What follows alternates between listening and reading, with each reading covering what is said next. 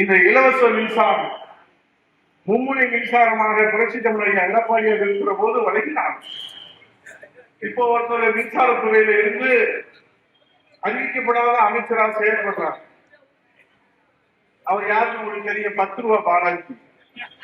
10 ரூபான்னா இப்ப உலக அளவுல பேர் ஆயிடுச்சு. பாட்டிலுக்கு 10 ரூபா. அது ஒருத்தர் பாட்டிதான் 14-40 நாளா வீட்டை விட்டு வெளியே வர முடியல. அதுதான் விஷயம். பாட்டிலுக்கு 10 ரூபா பாலாஜி மின்சாரத்துறை அமைச்சர், அறிவிக்கப்படாத அமைச்சர். விவசாயிகளுக்கு இலவச மின்சாரம் எப்படி கொடுப்பாங்க? சீனியாரிட்டி அடிப்படையில்.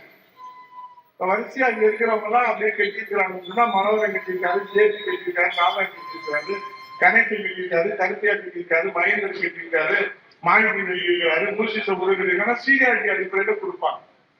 அது பக்கல் சிஸ்டம் இருக்கு. அது தம்பி ராமச்சந்திரனுக்கு தெரியும், பிரபுக்கு தெரியும், பாபுக்கு தெரியும், ஜெயக்குமாருக்கு தெரியும். தக்கல் சிஸ்டம்னா முன்னுரிமை அடிப்படையில விவசாயிகளுக்கு கொடுப்பாங்க.